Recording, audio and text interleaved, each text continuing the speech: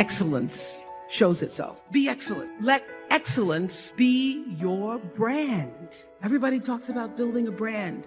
I never even knew what that was. When people say, you're a brand, I would say, no, I'm just Oprah. What I recognize now is that my choice to, in every way, in every example, in every experience, to do the right thing and the excellent thing is what has created the brand. And what I know is that when you are excellent, you become unforgettable. People remember you. You stand out.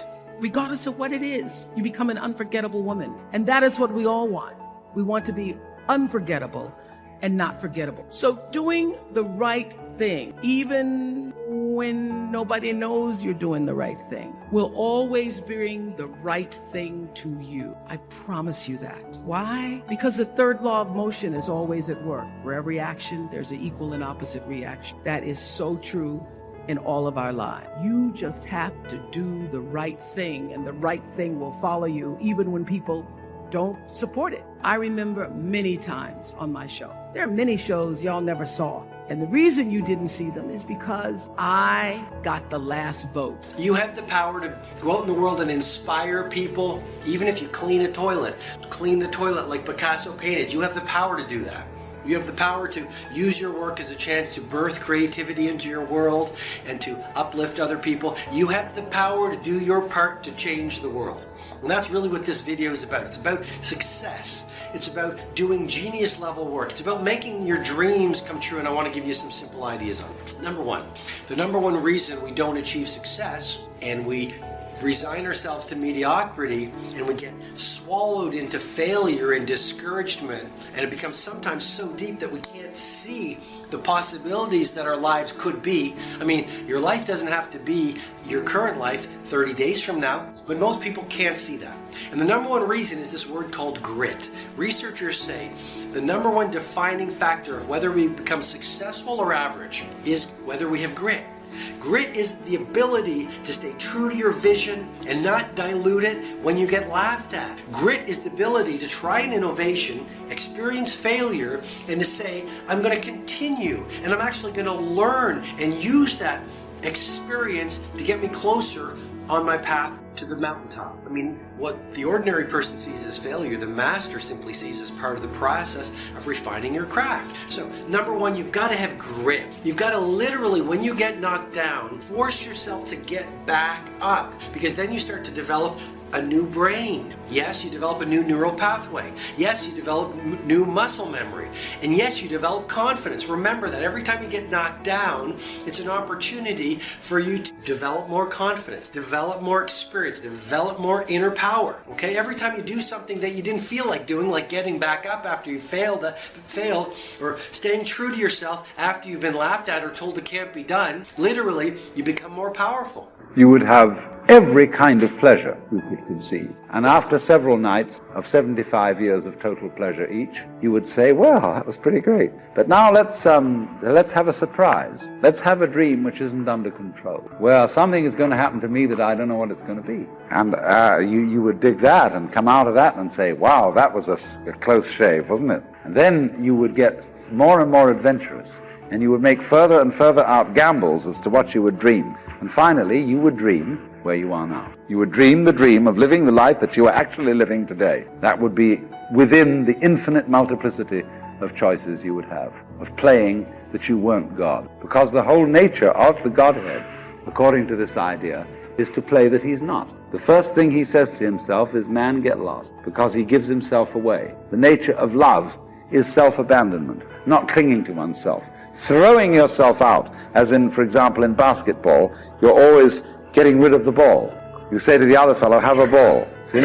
And that keeps things moving. That's the nature of life. So in this idea, then, everybody is fundamentally the ultimate reality. Not God in a politically kingly sense, but God in the sense of being the self, the deep down basic whatever there is. And you're all that. Only you're pretending you're not. I do not live my life in the confines of what anybody says. I let my imagination go, and now imagination is a preview to life's coming attract. But what that really means is God showing you a preview of what he has for you. So now, if you have not because you ask not, do you understand if you up your ass, he has to up his gear? Just period. This is simple stuff that anybody can apply. You ain't even got to have no degree to do this. You don't even have to have no money to do this. You can start this today and change your whole game, because you're going to need grace and favor anyway. Now, I ain't no preacher, but people kill me when they ask me. I'm talking to a group of white reporters the other day. They kept asking me, how did I make it? I kept talking about grace and favor, and they kept asking me, who's your agent? I don't know, who? Y'all, why you skipping over what I'm trying to tell you? You need the dream, the faith, and then he put his grace and favor on top of it, you gone. But you gotta ask for something. If you up your ass, he got to up his gear, period. You have not cause you ask not. Quit asking God for little bitty stuff. Lord Jesus, help me make my rent. Don't he always? All y'all got somewhere to stay. How about this? Why you keep asking for rent? Why don't you ask for a mortgage? If he gonna give you the money for a place to stay, what difference do it make to God? But if you keep saying rent, ain't he fair? He keep giving you rent. If you ask for a mortgage, he'll give you a mortgage. But you have not cause you ask not. Lord Jesus, help me fix my car so I can make it to work. Why do you keep praying? Talking about past and future and excessive emphasis on past and future in your life. Yes, of course you need to have, there's nothing wrong with having a certain intention of what you want to achieve.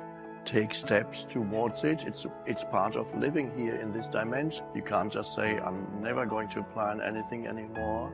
Just take life as it comes. Well, some people try to do that, but they're not that happy either after a while. So then your life will get very diffused. And so to have an intention, to make a plan, perfectly fine. What, either a short-term plan, like I'm going to meet you tomorrow at 4 o'clock. How would you ever meet anybody if we didn't have time? And future on a practical level, of course it's needed.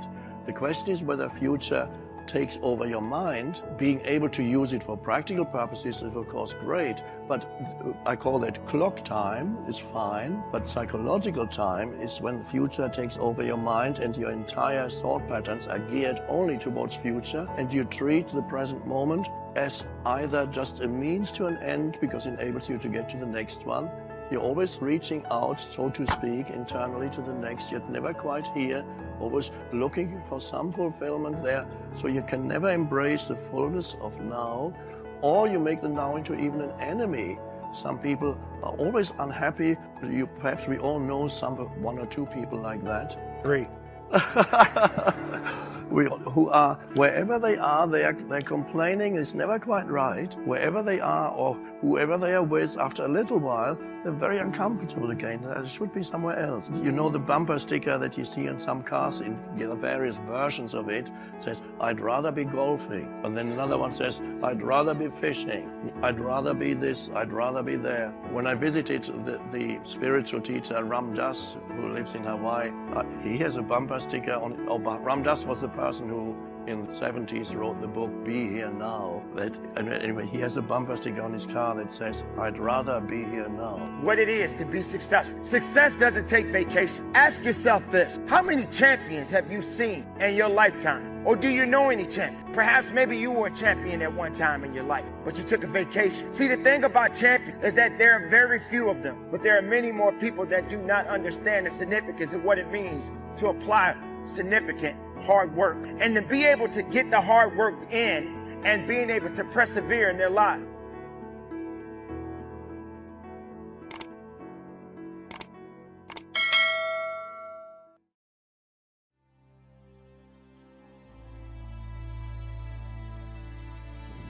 There's a war going on.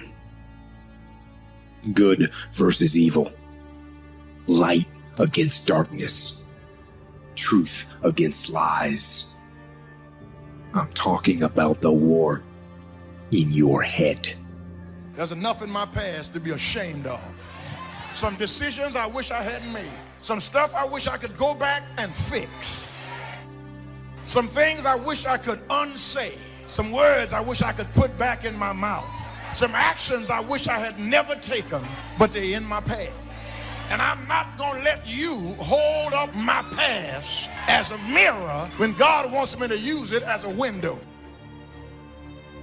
When the enemy puts you under pressure, he thinks that's going to stop you. What he doesn't realize is all that's going to do is cause you to shoot out further. When you feel restricted, don't be discouraged. Get ready to shoot out. Get ready for new levels. That pressure is not going to stop you.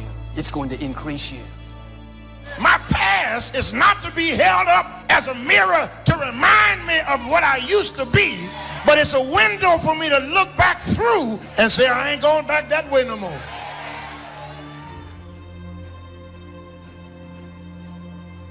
Whatever you repeat, you reinforce.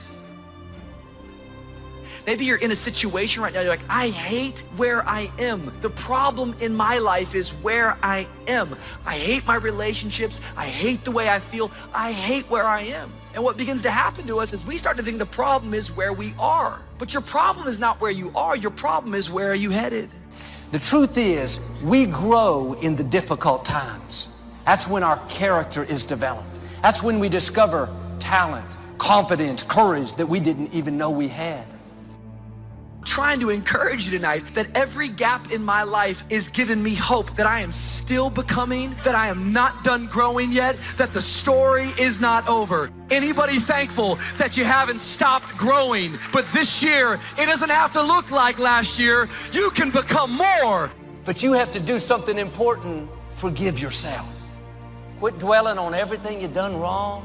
Quit replaying your failures. Quit reliving your mistakes. Devote yourself to something bigger. Be decisive about what you're going to do. Say, I'm going to do it, and that's it. And then be disciplined about getting it done every single day, whether you feel like it or not. It works if you work it. Decide that you're going to start working on that dream. Now, there will be people that will criticize you. There will be people that won't see it for you.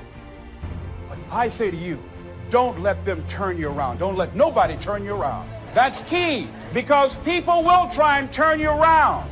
That's real. Every hero you guys had was called an idiot, crazy, a loser. You must break society's status quo. Status quo is normality. It's alive but not living. It's death on a stick, guys. The belief of the individual can overcome thousands of followers. One person with a belief overrides thousands of people with just intent. You can actually change the direction of your life. Life is not designed where you just wake up and see how it go and you react. You actually have a say-so. You have a determining voice into where your life can go. See, life is 10% what happens to you. It's 90% what you do about it.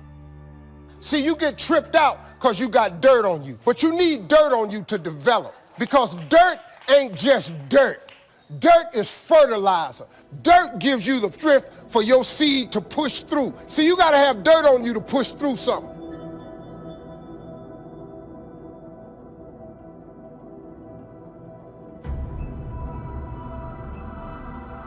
Safety, comfort zones are dead zones because your true potential will never be matched, guys.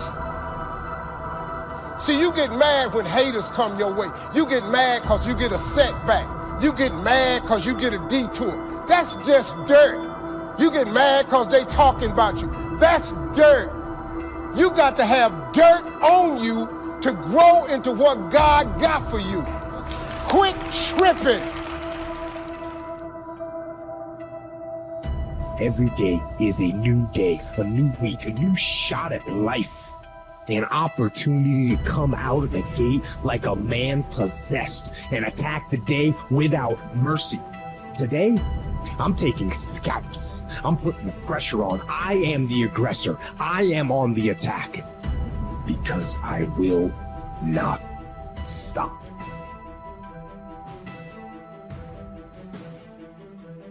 Where the mind goes, the man follows. If you don't like your life, go home, have a meeting with yourself, and think about what you have been thinking about. Instead of blaming it on everything else, have a meeting with yourself and just ask yourself if it's time for you to get rid of your stinking thinking. Amen. Life goes on. You have to keep living. Life goes on. I've watched people allow a failure in their life, then produce fear in them.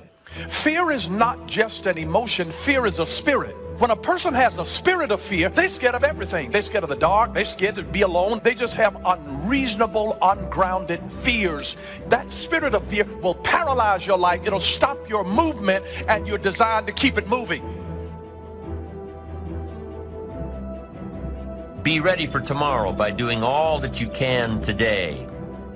Set a goal that will make you stretch for what it will make of you to achieve it. What an all-encompassing challenge to have a better vision of the future, to see what it will make of you to achieve it. The greatest value in life is not what you get. The greatest value in life is what you become. It's not what you get that makes you valuable. It's what you become that makes you valuable. Set the kind of goals that will make something of you to achieve them. So there you have the two components of positive self-direction. Self-knowledge, knowing who you are and what you want to do with your life. And number two, self-preparation, getting ready for the opportunities before they come your way. Being ready, being worthy, becoming the person you need to be in pursuit of what you want. Do as much planning as you can. Dig in and plan every detail that you can plan.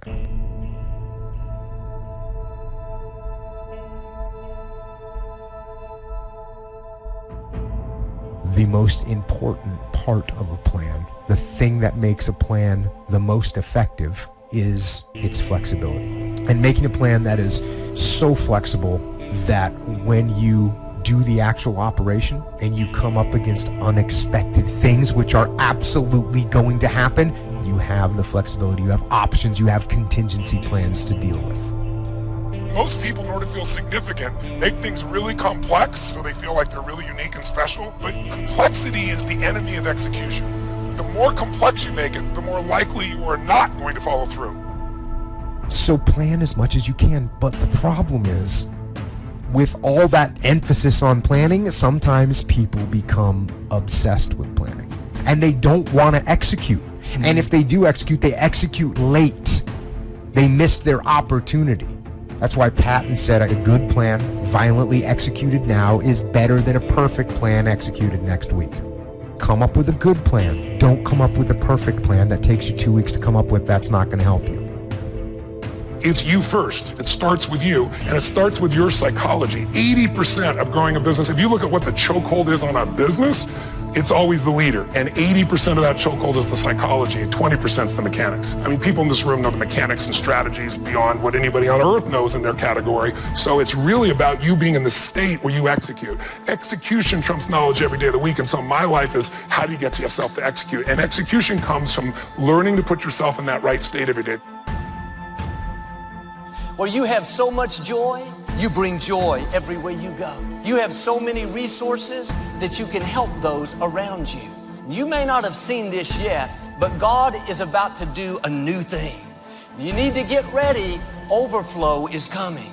You're going to overflow with creativity, with ideas, with talent. Overflow with influence, promotion, resources, where you can come out of debt, where you can lend and not have to borrow. Things may not be flowing in your life right now, but God knows where all the treasures are. He knows how to put you at the right place at the right time. He knows not only what you need, but He knows when you're going to need it. Don't discount small opportunities, small gifts, small income. May seem small to you, but God knows how to multiply.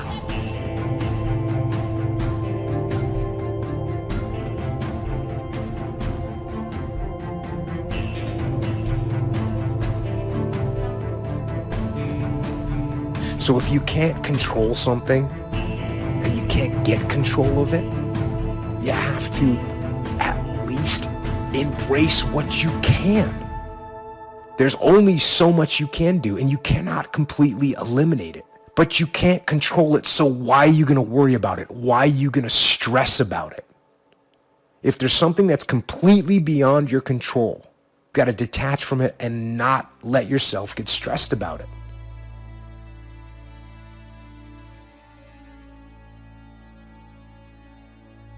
Dreams without goals remain dreams, just dreams, and ultimately fuel disappointment.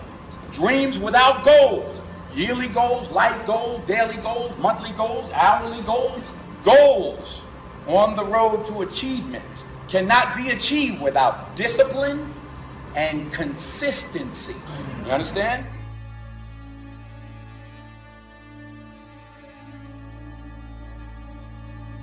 Someone's gonna get the candy in life. There's always candy in life. That piñata eventually always breaks down. Do you want to be the person who was there in the beginning, hitting as hard as you could and sacrificing and never get the candy? Or are you gonna get something for your pain? Are you gonna get something for your effort? Are you gonna get something for this sacrifice you're making? You gotta get something for this pain. You gotta stick in the game until the candy comes out, and then we all get to celebrate. I promise you there's gonna be a payoff for you.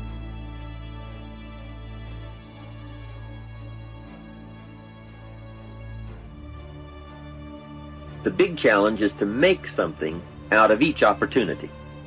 Now, if winters are always going to occur in our life, shouldn't we benefit from them too? Come the next winter, you could be on the inside looking out, seated by a warm fire, the company of a good friend, and those unique feelings of security in spite of the circumstances or the season.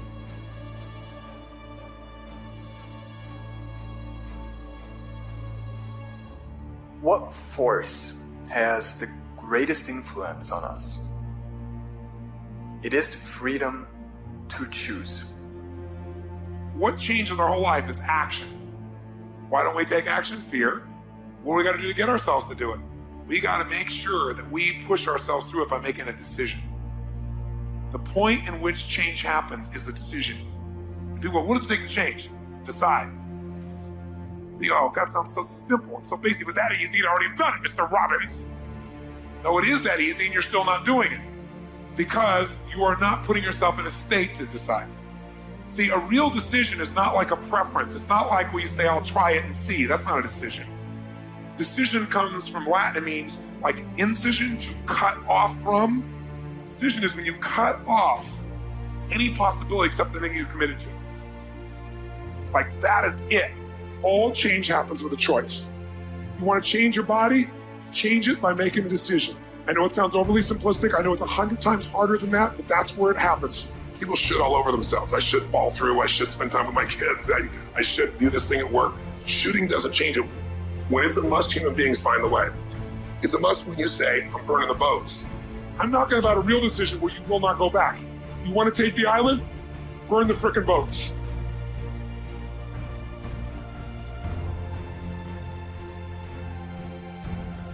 You have to be honest with yourself and truthful with yourself. And I think a lot of times what it is for me, I was expecting things from people that I wasn't giving to people. And so that's very selfish, you know? So I had to look at myself and say, you know what, this part of my personality needs to be changed, it needs to be fixed. So it's that reality that you have to have with yourself and that truthfulness, and not knowing that it doesn't make you weak by admitting these things. It doesn't make you less by admitting these things.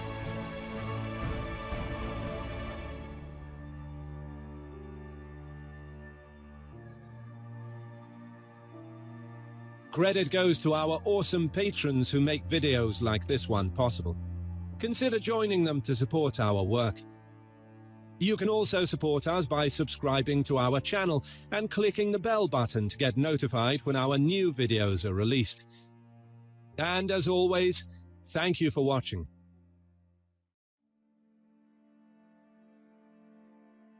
And letting go of fear is the key thing. And when you get to that point where you're observing your mind and you're observing your emotions instead of being them, it's amazing how fear, and I can only talk for myself and talking to other people who've been through it, fear starts to leave you.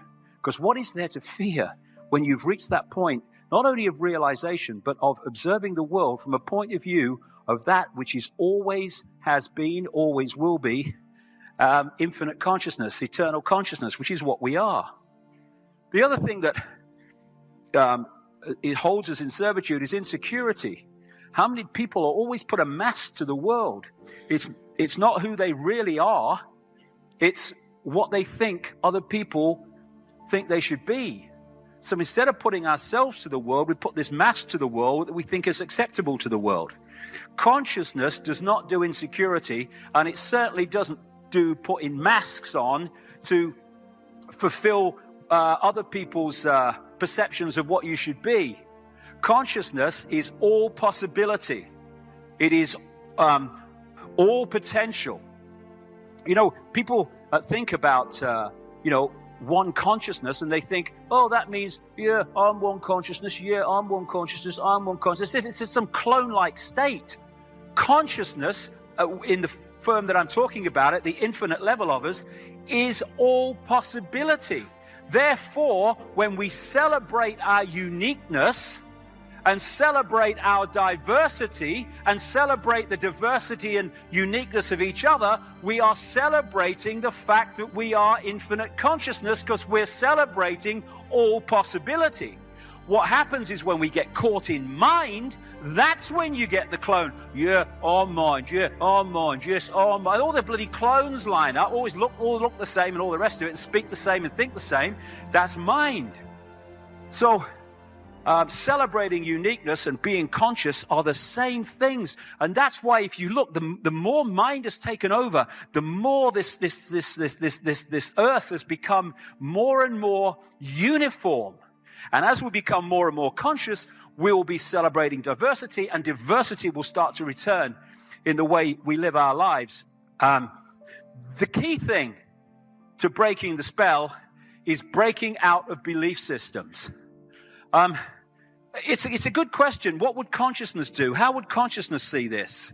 Well, like I said earlier, consciousness doesn't do religion, because religion is a mind phenomenon that sees everything in terms of apartness and rules and regulations and all the rest of it. Consciousness doesn't do that. So religion's out. If we are going to be conscious, then religion's gone. Politics, well, consciousness vote? I mean, what's going on? Consciousness doesn't do belief systems like politics, so that's gone, that belief system. Race, it doesn't do race. You know, the human form is just a vehicle for consciousness to experience this reality. It doesn't do my genetic spacesuit is better than yours, and because yours is of different color or comes from a different background, I'm better than you, and I'm the master race, or I'm the chosen race, and all the rest of it. Consciousness doesn't do that. Mind does that. When we think in those terms, we're in mind, not consciousness. And self-identity. If we have a self-identity that says, I am my body, and I am my name, and that is me, that is who I am, we're in mind. When we say my name and my body and my life is my experience, the experience of my consciousness, then we're recognizing who we really are, which is consciousness having an experience. Yep. Why do you think these people see the media as being so important? You know, the reality is quite different. You know, the media isn't really important. It's how we use it. It's how we view it.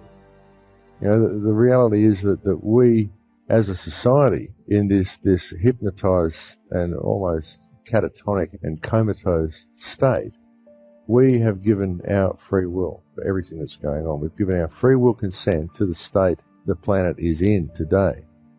Most people in modern societies, I mean, you know, we saturate our minds with all sorts of unhealthy things that are not good for us. I mean, things that are served up for us on television. And people are quite addicted to their televisions. Most people spend their time consuming violence, pornography, greed, selfishness, hatred, you know, incessant bad news and fear and terror. I mean, when was the last time a lot of people out there just stopped and thought about something really, really beautiful and really pure? You know, something wonderful that really warms your heart and puts that energy into the field. You know, when was the last time you stopped and did that? The planet is the way it is because of our collective thoughts about the planet. And those people out there who don't affect positive change, they are complicit in their inaction. And every time you look the other way when you see an injustice, your thought at the subconscious level of creation to the Creator is your allowance of these things to occur. And in so doing, you're serving the wrong purpose. Those who think violent thoughts against those whom they perceive to be the rulers of this world. Be careful what you wish for, folks, because all thoughts and words are creative. And there was a statement I read somewhere, I'm not sure who it was by, that said, in order to choose the positive path, at least 51% of our thoughts and actions must be dedicated to the service of others. But for the negative path, at least 95% of our thoughts and actions must be directed towards self-service. And between those 2 points lies the sinkhole of indifference. And it's truly a sinkhole, folks.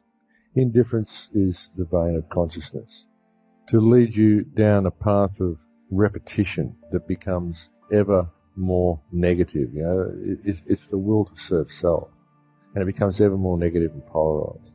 Because negativity is necessary, folks. It's very important, for without negativity, there can be no positivity. And without the negative, there can't be the positive. It's all about free will and freedom of choice, my friends. And if negativity did not exist, there would be no choice, because there would be nothing for us to choose between. It's all about service to self or service to others. That's the whole thing about this life, service to self or service to others. Do the right thing in all that you do, or do what is right for you personally. That's the choice, folks. And it's a pretty easy choice to make once you begin to understand this sort of thing. I choose service to others. And I don't try to wake up people to the reality of these things out of fear. I don't try to wake people up to what's going on in the world because I'm worried about the future. I do it because I love you. I do it because I love you all. I truly do. I've never met a person that I didn't love, even the most negative. Some people will just say these are evil people. I don't see them as evil. I see them as polarized. And it's necessary for them to be that way. I mean, otherwise they wouldn't be that way. Because having these polarized energies in the world is the only way that consciousness can ascend into something more positive. So can you believe in a future that you can't see or experience with your senses yet, but you've thought about enough times in your mind that your brain is literally changed to look like the event has already happened? Neuroscience says it's absolutely possible. Now, your personality creates your personal reality. That's it. It's that simple. And your personality is made up of how you think, how you act, and how you feel.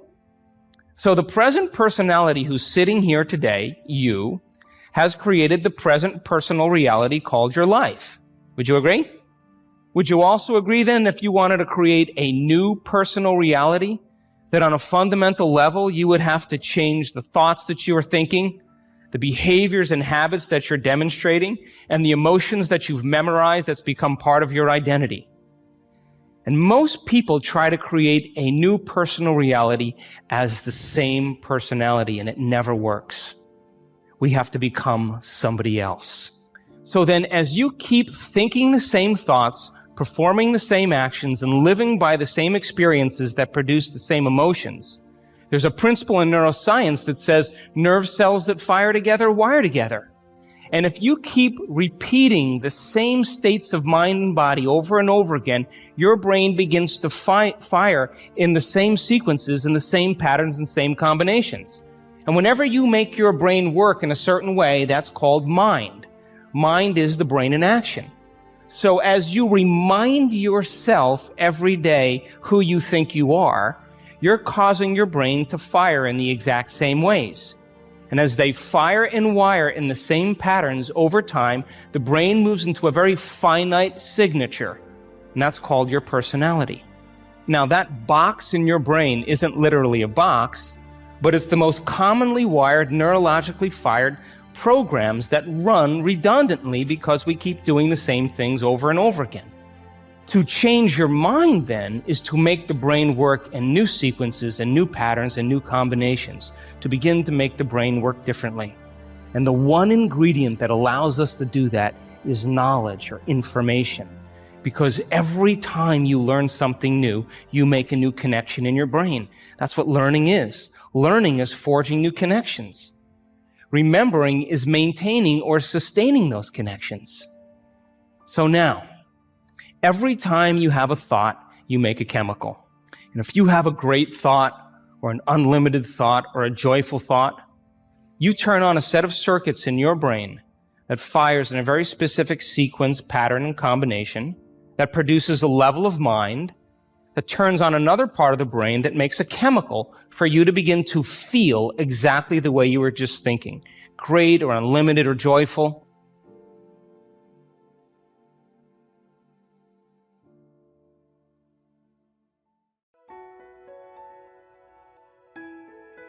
Who is the person, or what is the person, but more importantly, who could the person be, or what should they be? And that's a very strange thing about people, right? I mean, if you have a cat, you don't really sit around thinking, what could this cat be? Because it's a cat, and you know, if it has offspring, they're going to be cats, and in 1,000 years, they're still going to be just cats.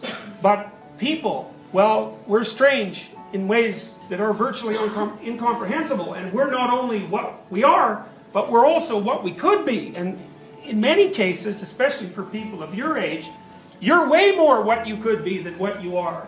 And so focusing on what you could be is an extremely important thing to do. And in fact, there's plenty of research, and some of it's associated with the writing exercises that I told you about earlier, that if you make efforts to define who you could be, and you know, in a way that you find interesting, because you might as well shape yourself into something that you want to be, that increases the efficiency with which you work substantially, and also makes you a better person by reasonable measures of better, which sort of means happier and healthier and, you know, more acceptable, or at least less repulsive to other people. There are two things that you have to take into account when you're thinking about personality, and one of those is how personality stays the same across time, and that's really what gives you your identity and what allows you to identify other people, and then also how personality changes. If you're happy, you're talkative. That might not be surprising, but the fact that those two things are tightly connected was one of the things that was discovered by the factor analytic processes that led to the development of the Big Five. In the Big Five, there are roughly 5 traits, as the name might indicate. Extroversion, which is a positive emotion trait. Neuroticism, which is a negative emotion trait. Agreeableness, which is warmth and empathy, compassion. The other side of that is kind of a harsh coldness, I guess. Openness, which is both intelligence and creativity. And conscientiousness, which is industriousness and orderliness. Now, there are virtues, so to speak, and faults associated with all of those dimensions. So you can be too extroverted, which makes you rather impulsive, and if you're very extroverted, it's more difficult to get good grades in university because you're always out having fun with your friends and partying. And that might be good in that it'll help you develop a fairly extensive social network, which is a useful thing if you're associated with people who are useful for social networking purposes. But it can really interfere with your ability to sit by yourself and study. If you're conscientious, that's a good predictor of academic success, because conscientious people do what they say they're going to do, and they seem to suffer shame and self-disgust and self-contempt and guilt and so on if they don't. And so the point of all this is that there are 5 traits, and they have positive and negative aspects, especially at the extremes. And these programs are set up, first of all, so that you'll see a series of adjectives that are universal descriptors. In one half of the exercise, a list that represents your virtues, and then in the other half of the exercise, a list that represents your faults. I want to talk to you today because I hope that of all the talks that happen here, you forget about me, but that this changes your life. And I want to remind you of something as I begin today, that you were born to do something great with your life. That you're extraordinary, listen to me, that you're enough, that you're special, that you're favored, that you're chosen, regardless of where you come from, regardless of what you've been carrying with you. Some of you come in here today, and you know what? You've even thought of harming yourselves. Maybe you're even proud of the fact you haven't killed yourself. But every day, some of us are killing ourselves with the shame we carry from something we've done, some humiliation, some fear. We put this gun to our head every day that tells us we're not enough. We're not strong enough, pretty enough, smart enough, favored enough, that we're doomed. And we carry these guns in our head every day that shame us, that take our confidence from us, that steal our joy. It's like a knife. You don't have to kill yourself because you do it every day. You do it over and over and over again, and there's a better way forward. You can put those things down in your life. You could decide today that you were born to do something great. You could set aside this weapon that you keep using against yourself to hold you back from your joy, from your passion, from your achievement, from all the goodies in life. You could decide today, just intentionally, to set this weapon down, whatever it is. Something from your childhood, a divorce, a business failure, something you're just not proud of that you've done. Set it down. Stop using it as a weapon against yourself and realize that happened for you and not to you. I'll prove it to you. I'm a big believer in fake it till you make it. I don't want you seeing, people say, wow, social media is so full of like these fake lives.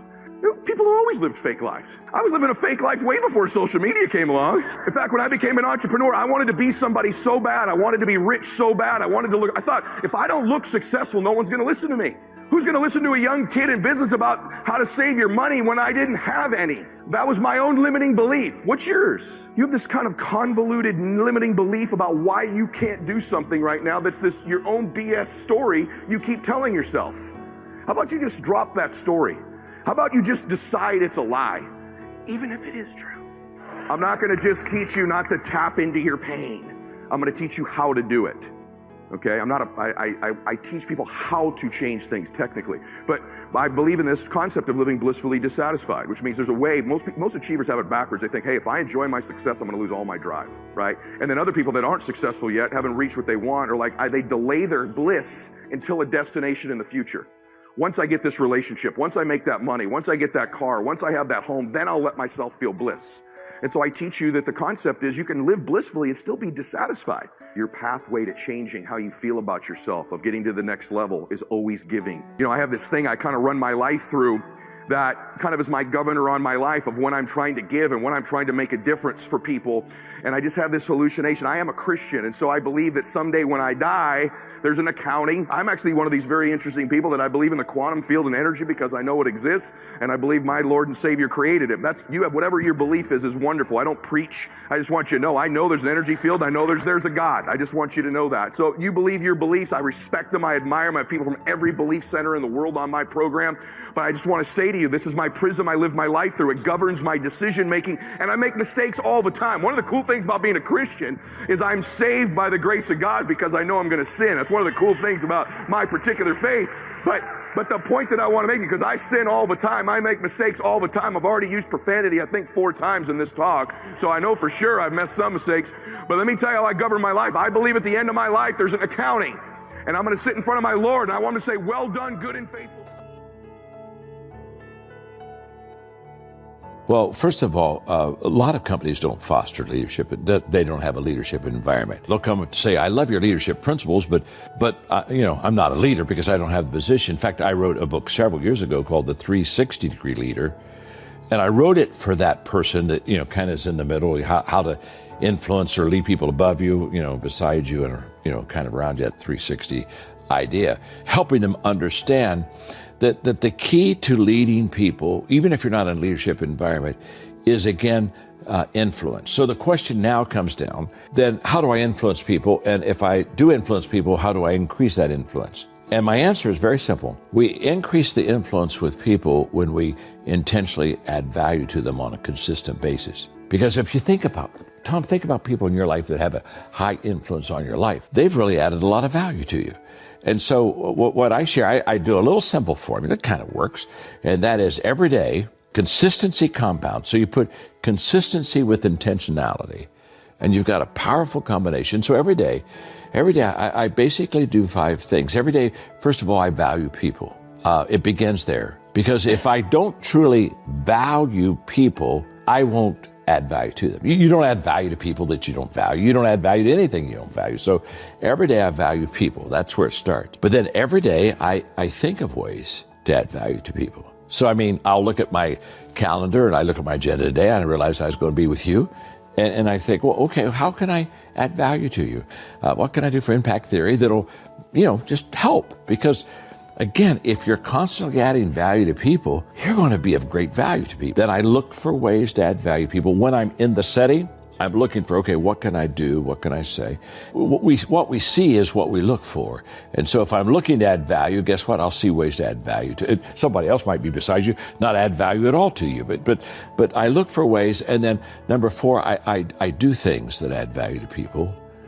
And then number 5, I encourage others to add value to people. And I've just lived that simple formula. I do that every day of my life. It's very simple. And I try to help other people do that, understanding that if they do that, wherever they are, leadership culture, not a leadership culture, doesn't really matter. They'll begin to influence and begin to lead people, and they'll begin to make a difference in people's lives. And I think that's essential. But I think you have to be intentional, and I think you have to be consistent. Consistency compounds. I'm 72, and I've been doing leadership for 50 years. And so when people say, well, how'd you become a leadership guru and all these things that you got? I tell them it's just consistency.